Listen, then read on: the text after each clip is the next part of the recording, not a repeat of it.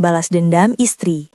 Risa, nama yang orang-orang kenal sebagai personifikasi dari kesabaran, keikhlasan, dan senyum yang tak pernah luntur. Sudah 15 tahun kami merajut rumah tangga, dan selama itu pula aku selalu percaya bahwa rumah kami yang sederhana ini, adalah istana yang dibangun di atas fondasi yang paling kokoh. Percayaan dan cinta yang murni. Dulu, aku selalu berpikir, orang lain boleh saja menghadapi badai, tapi suamiku, Bima, dia berbeda. Dia adalah pria yang selalu pulang tepat waktu, yang tak pernah lupa mencium keningku sebelum bekerja dan yang selalu bangga memamerkan foto anak-anak kami, Arif dan Kirana, di dompetnya. Bima bagiku bukan sekedar suami, tapi jangkar. Jangkar yang membuatku merasa aman, bahkan ketika hidup di luar sana terasa seperti ombak raksasa. Ingat sekali aku, kata-kata seorang tetangga saat kami baru menikah. Risa, sabarmu itu emas. Bima beruntung dapat kamu. Aku hanya tersenyum kala itu. Tidak ada yang spesial, pikirku. Menjadi istri yang baik, menjadi ibu yang selalu ada, bukankah itu memang tugas yang mulia? Aku mencintai rutinitas kami. Menyiapkan sarapan, mengurus seragam sekolah, menunggu Bima pulang dengan aroma tubuh yang khas, perpaduan sabun dan keringat lelah karena bekerja. Dua anak kami, Arif yang kini duduk di bangku SMP, dan Kirana yang masih SD adalah segalanya. Mereka adalah alasan mengapa rumah ini selalu ramai, selalu penuh suara tawa dan terkadang teriakan kecil karena berebut mainan. Bima adalah ayah yang baik, sangat baik. Dia sabar mengajari Arif matematika dan dengan telaten menyisir rambut Kirana setiap pagi. Tapi entah sejak kapan, kebiasaan-kebiasaan kecil mulai bergeser. Awalnya itu hanya soal kepulangan yang sedikit terlambat. Bima bilang pekerjaannya sedang menumpuk. Aku percaya. Lalu telepon genggamnya. Dulu ponselnya selalu tergeletak bebas di meja. Kini ia selalu mendekapnya bahkan saat tidur. Dia mulai sering menerima panggilan yang cepat-cepat ia tolak atau dijawab dengan bisikan di balkon. Pernah suatu malam saat kami sedang menonton sinetron di televisi, aku iseng menyenggol lengannya. Ayah, lihat tuh, kasihan kan istrinya selingkuh, suaminya malah asyik setting, kataku sambil tertawa kecil.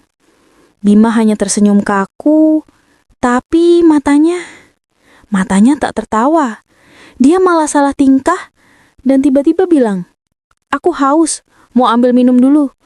Padahal di tangannya masih ada gelas teh yang baru setengah diminum. Lucu memang, tapi entah kenapa saat itu aku merasa ada sesuatu yang aneh, seperti ada balon yang baru ditiup, dan aku takut dia meletus. Aku mencoba mengabaikannya.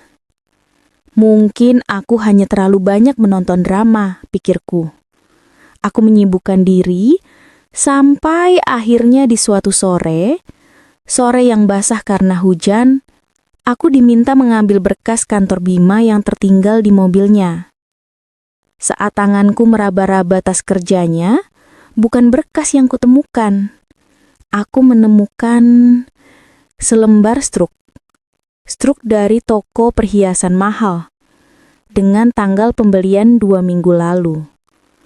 Bukan cincin yang kubelikan untukku, bukan anting untuk Kirana. Ada ukiran inisial di sana, LA. Dan total harganya setara dengan separuh gaji Bima dalam sebulan. Jantungku langsung mencelos, seperti ada lubang tak berdasar yang tiba-tiba terbuka di dadaku.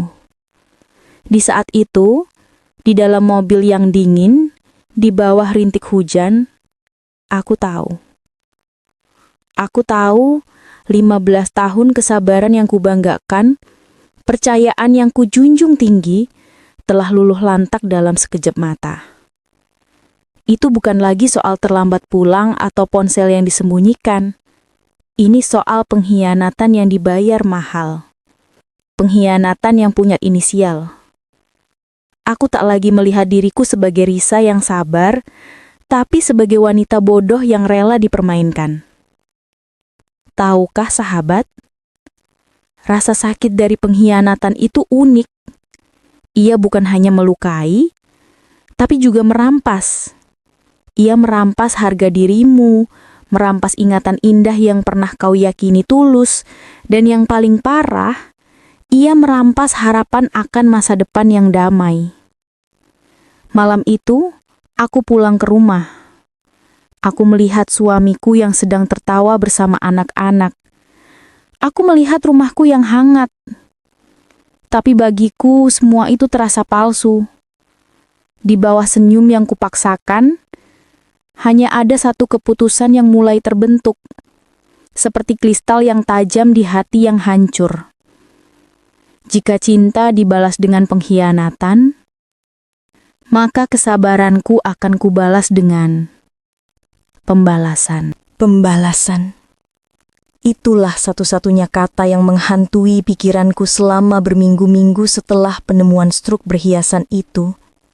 Tidurku tak lagi nyenyak.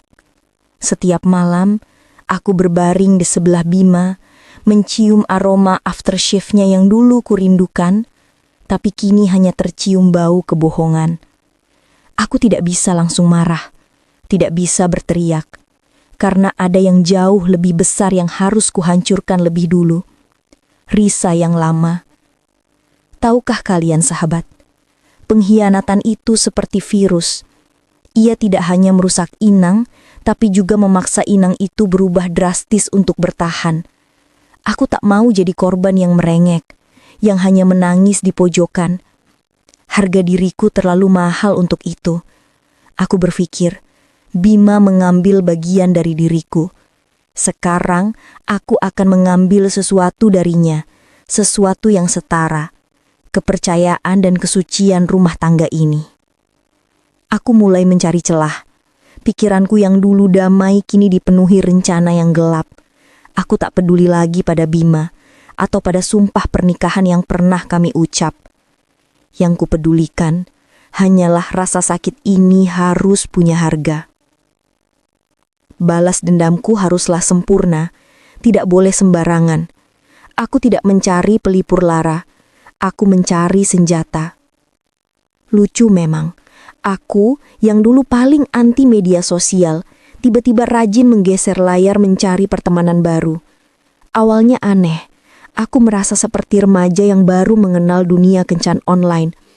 Rasanya kikuk, seperti memakai baju yang bukan ukuranku. Tapi aku teruskan. Aku harus menemukan seseorang yang bisa membuat Bima merasakan separuh saja dari yang kurasakan. Aku butuh seseorang yang berbeda. Di antara banyak pesan masuk yang hanya menawarkan pujian basa-basi, muncul satu nama, Bara. Bara bukanlah pria yang sempurna. Ia tidak memakai jas mahal seperti Bima. Ia punya tatapan mata yang tajam, seperti menyimpan banyak rahasia, banyak badai yang pernah ia lewati. Di foto profilnya ia terlihat agak urakan, tapi entah mengapa, aura berbahaya itu justru menarikku.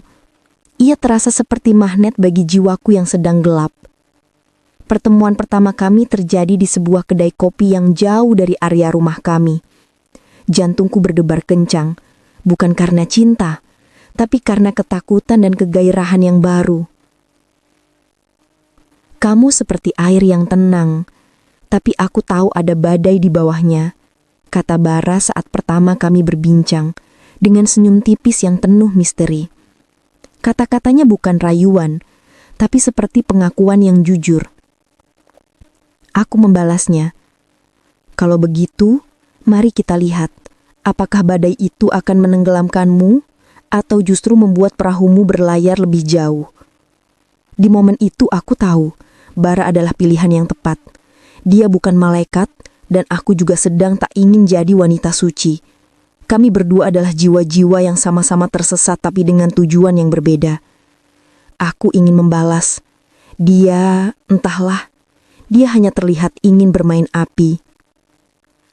Hubunganku dengan Bara berjalan cepat dan intens. Kami bertemu diam-diam, berbagi cerita yang pahit. Bara bercerita tentang masa lalu kelamnya, tentang bisnis yang hancur dan track record yang buruk. Semakin kelam kisahnya, semakin aku merasa terhubung. Dengan Bara, aku bisa menjadi Risa yang berbeda. Risa yang berani, Risa yang tak terikat, Risa yang penuh api. Balas dendam itu manis. Setiap aku pulang ke rumah dan melihat wajah Bima yang terlihat semakin bahagia dan tenang, mungkin karena wanita yang memberinya perhiasan berinisial itu, aku merasakan kepuasan yang dingin. Aku sudah setara. Aku bukan lagi yang dikhianati, tapi yang membalas. Namun, api balas dendam itu mulai membakar rumahku sendiri. Aku jadi sering marah tanpa alasan jelas. Aku jadi sering mengabaikan panggilan Bima. Kami mulai sering bertengkar. Arif dan Kirana anak-anakku mulai merasakan dinginnya udara di rumah. Suatu malam, Arif menghampiriku saat aku sedang sibuk di dapur. "Ibu, kenapa ayah dan ibu tidak pernah jalan-jalan lagi? Ayah sering di kantor, ibu sering keluar. Aku sama Kirana bosan di rumah," tanyanya polos. Matanya menunjukkan kekecewaan. Kata-kata Arif itu seperti tamparan haras. Aku melihat dua malaikat kecilku. Mereka adalah korban sejati dari permainan kotor yang kami ciptakan. Arif yang mulai menghabiskan waktunya di luar rumah, berkumpul dengan teman-teman yang kuragukan baiknya. Kirana yang dulunya ceria, kini lebih sering menyendiri, menggambar sketsa keluarga dengan wajah yang muram. Mereka mulai membenci kami. Bukan benci yang diucapkan, tapi benci yang ditunjukkan lewat mata yang kosong dan kepatuhan yang hampa. Mereka kehilangan arah. Kami, kedua orang tua mereka, terlalu sibuk saling menyakiti hingga lupa bahwa kami adalah peta bagi mereka. Saat itulah, di tengah kekacauan, aku tersentak. Aku bukan lagi membalas Bima. Aku sedang menghancurkan anak-anakku. Aku harus berhenti. Titik. Semua ini harus selesai. Aku memutuskan untuk menemui Bara untuk terakhir kalinya. Aku akan mengakhiri hubungan gelap ini, meminta maaf pada anak-anakku, dan entah bagaimana caranya mencoba memperbaiki rumah yang sudah hampir roboh ini. Bahkan, jika pada akhirnya aku harus menghadapi Bima dan memaafkannya, demi anak-anak, aku akan lakukan. Namun di hari aku berencana mengakhiri semuanya, saat aku menunggu Bara di tempat biasa, sebuah panggilan telepon masuk ke ponselku. Nomor asing. Dan suara di seberang sana, suara seorang wanita mengatakan sesuatu yang membuat darahku berdesir, membuat rencanaku untuk mengakhiri semua menjadi sia-sia, dan justru membawaku ke jurang konflik yang lebih dalam. "Risa, kamu harus tahu ini. Pria yang bersamamu, Bara, dia punya hubungan dekat dengan wanita selingkuhan suamimu. Nama wanita itu Luna." Nama itu mengalir di telingaku, dingin dan mematikan, dari telepon tak dikenal itu. Jadi, wanita yang menerima perhiasan dari Bima punya nama. Dan yang lebih mengerikan, ia punya hubungan dengan Bara, pria yang kujadikan alat balas dendam. Dunia yang kukenal hancur, bukan karena pengkhianatan, tapi karena konspirasi yang rapi. Aku langsung meninggalkan kedai kopi itu. Aku tidak peduli pada janji bertemu dengan Bara. Pikiranku dipenuhi pertanyaan, seperti laron yang terbang liar mencari cahaya. Siapa penelpon itu? Apa hubungan Bara dengan Luna?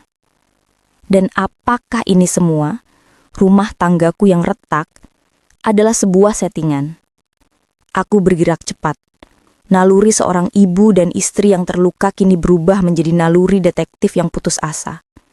Aku memeriksa semua barang Bara yang pernah ia tinggalkan di mobilku. Selembar kartu nama lama, dan yang paling penting, dompetnya. Di dalam dompet lusuh itu, aku menemukan sebuah foto. Foto lama yang tampak usang. Di sana, Bara terlihat jauh lebih muda, berdiri di samping seorang wanita yang wajahnya sangat kukenal, dari sketsa keluarga Kirana. Bukan itu. Wajah wanita itu familiar. Wanita yang pernah kulihat sekilas dalam unggahan Instagram kantor Bima saat acara tahunan. Wanita itu adalah Luna. Mereka berpelukan. Terlihat sangat akrab. Seperti pasangan. Tanganku gemetar. Aku tak bisa menunggu lagi. Aku mengirim pesan singkat pada Bara, bukan ajakan kentan, tapi perintah untuk bertemu. Di tempat tersembunyi yang biasa kami datangi. Aku ingin jawaban, dan aku ingin sekarang. Bara datang dengan wajah santai. Mungkin mengira ini adalah pertemuan terakhir yang romantis. Kenapa, Risa? Kamu terlihat tegang. Mau bilang kita harus berhenti? Tanyanya, sambil mencoba meraih tanganku. Aku menepisnya keras. Aku melemparkan foto itu ke wajahnya. Jawab aku, Bara. Siapa Luna?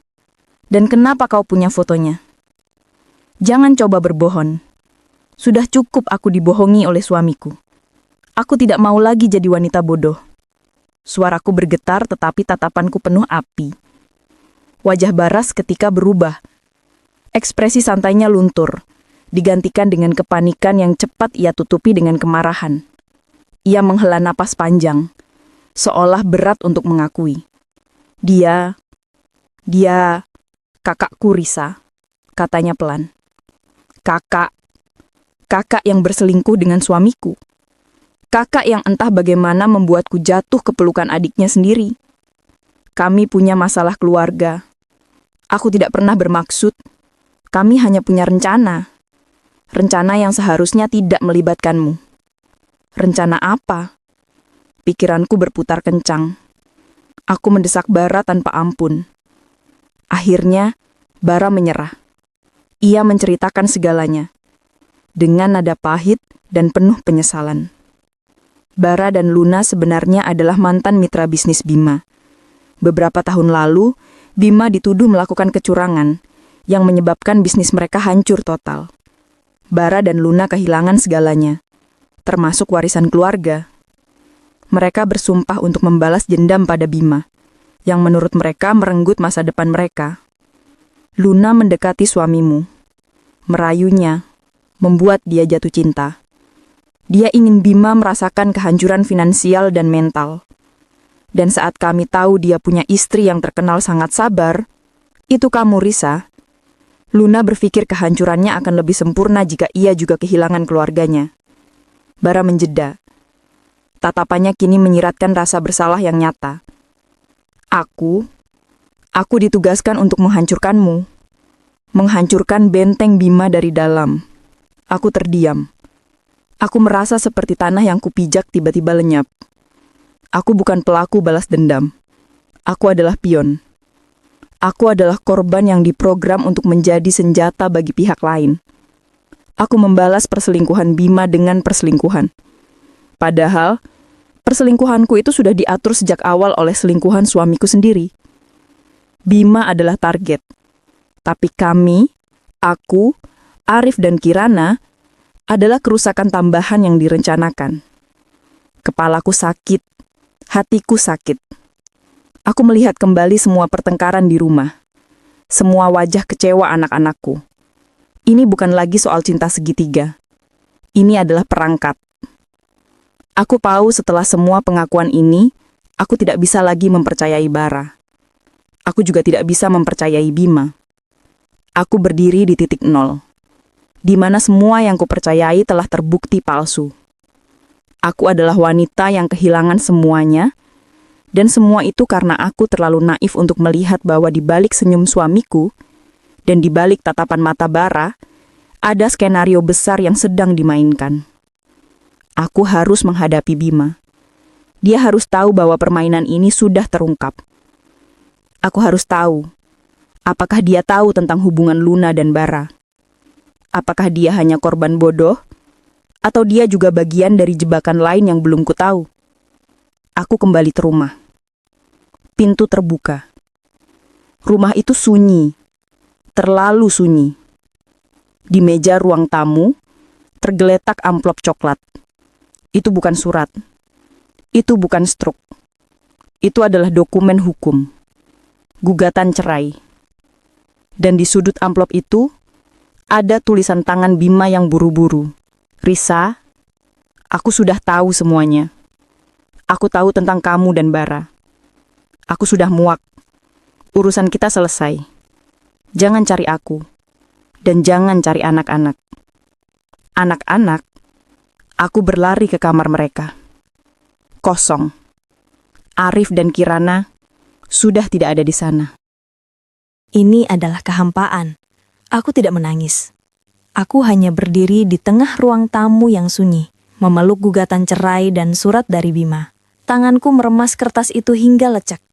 Ia tahu tentang Bara, tapi ia menganggap akulah yang bersalah, yang memulai, padahal akulah yang dimainkan. Aku melihat sekeliling rumah. Dinding-dinding itu seolah menertawakanku. Aku ingat saat aku bersumpah untuk membalas, aku berpikir aku sedang kuat. Ternyata, kekuatanku itu rapuh. Karena ia didasari oleh amarah, bukan oleh akal sehat. Aku merenung. Di mana kesalahanku? Aku terlalu fokus pada Bima dan Luna. Terlalu fokus pada Bara, hingga aku lupa bahwa peran terpentingku adalah ibu. Anak-anakku, Arif dan Kirana, pergi karena kesalahan kami berdua. Aku menyadari balas dendam itu bukan solusi. Ia hanya menggandakan penderitaan. Kami berdua, Bima dan aku, telah menjadi monster yang saling melukai. Dan yang jadi korban adalah mereka yang paling tak bersalah. Tahukah kalian sahabat? Pukulan paling telak dalam hidup bukan saat kau dikhianati pasangan, tapi saat kau sadar bahwa luka anakmu adalah hasil karyamu sendiri. Anak-anak butuh rumah, bukan sekadar bangunan, tapi tempat yang damai. Kami gagal memberikan itu. Aku mencari kontak Bima. Tidak ada respon. Nomornya tidak aktif. Aku mencari ke kantornya. Pihak keamanan mengatakan Bima sudah mengambil cuti panjang dan tidak meninggalkan kabar apapun. Ia pergi, membawa harta yang paling berharga. Aku tahu aku harus mencari Bara. Hanya dia yang bisa memberiku petunjuk tentang Luna, dan mungkin, hanya mungkin, petunjuk tentang kemana Bima membawa anak-anak. Aku kembali ke tempat kami terakhir bertemu. Bara masih ada di sana, menunggu. Wajahnya terlihat jauh lebih buruk dariku. Seperti pria yang baru sadar ia melakukan kesalahan fatal. Aku minta maaf, Risa. Aku tidak tahu Bima akan bertindak sejauh ini. Tujuannya hanya menghancurkan reputasinya.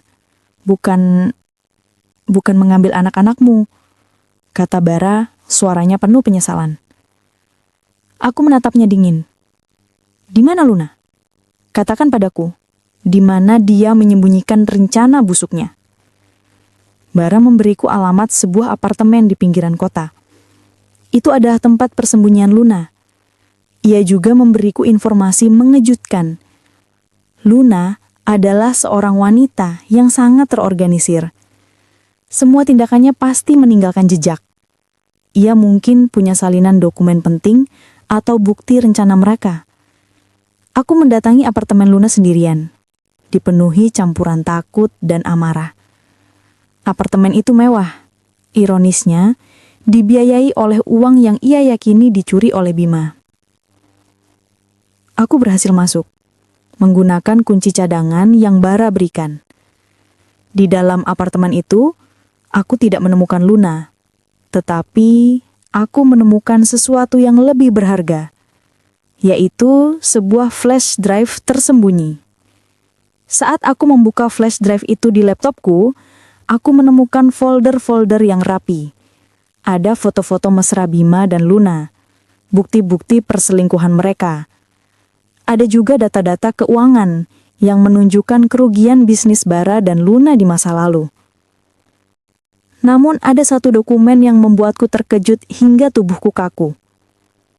Itu adalah surat elektronik, email yang dikirim Luna kepada seseorang, bertanggal 2 bulan sebelum aku bertemu Bara. Isi email itu bukan rencana balas dendam. Isi email itu adalah laporan kemajuan hubungan mereka. Dan kalimat terakhir dari email itu berbunyi, "Semuanya berjalan sesuai rencana. Risa sudah mulai curiga. Sekarang tinggal menunggu instruksi dari bos besar untuk langkah selanjutnya. Apakah kita akan mulai skenario balas dendam istri seperti yang diminta?" Bos besar. Skema balas dendam istri. Aku bukan korban Bima yang bersekongkol dengan Luna. Aku bukan korban Bara yang bersekongkol dengan kakaknya.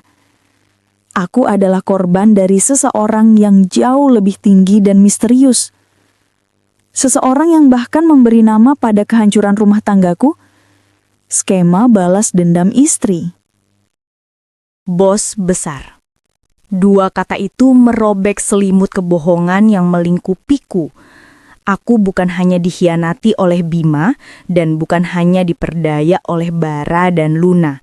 Aku adalah bidak dalam permainan catur yang jauh lebih besar, dimainkan oleh seseorang yang tak terlihat, seseorang yang begitu terorganisir hingga mereka bahkan menamai skenario kehancuranku. Kini semua potongan teka-teki itu mulai terpasang, namun menghasilkan gambar yang mengerikan.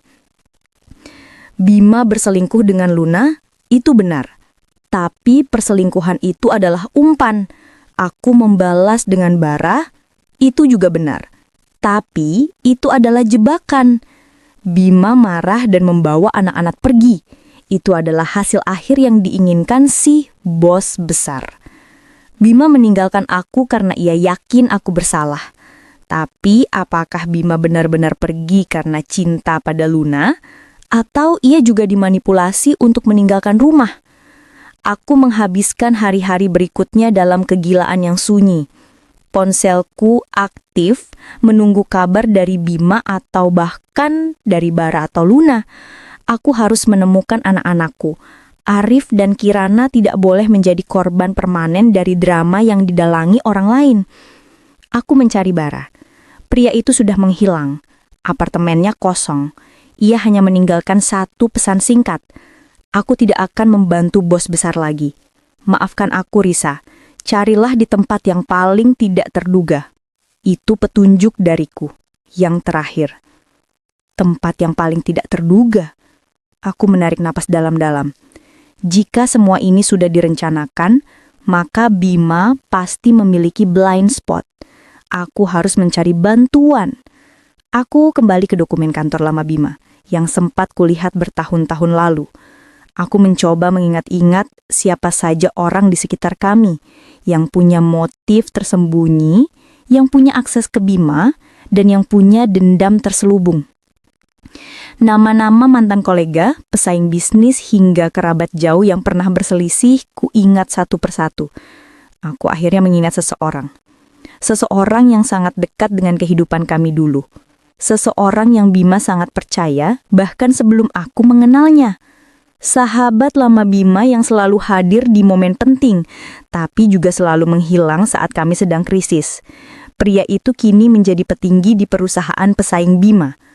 Aku tahu, petunjuk Bara, tempat yang paling tidak terduga, mungkin merujuk pada orang yang paling tidak kuduga. Di meja makan yang dingin, aku menatap foto keluarga kami yang kini terasa asing. Aku mengambil telepon dan mengetik nama pria itu di mesin pencari. Aku menemukan foto terbaru. Ia sedang menghadiri sebuah acara besar. Di sampingnya, tersenyum lebar dan bangga, berdiri Luna. Bukan sebagai pasangan bisnis, tapi sebagai istri yang sah. Luna sudah menikah dengan sahabat lama Bima sebelum ia berselingkuh dengan suamiku. Semua ini bukan balas dendam bisnis semata. Ini adalah skema yang diatur oleh mantan sahabat suami dan istrinya untuk menghancurkan segalanya dari dalam. Aku menutup mata, merasakan kepala berdenyut. Rumah tanggaku, suamiku, anak-anakku, bahkan Bara, semuanya adalah alat. Aku meraih telepon, jariku gemetar saat ingin menghubungi Bima. Aku harus memberitahunya bahwa kami berdua adalah korban. Aku harus memberitahunya siapa bos besar itu. Namun belum sempat aku menekan tombol panggil, sebuah pesan masuk dari nomor asing. Lagi-lagi hanya 2 kata, "Selamat bermain." Layar teleponku kemudian mati total. Aku ditinggalkan sendirian di rumah yang hancur dengan pertanyaan yang menggantung di udara, dingin dan mencekam.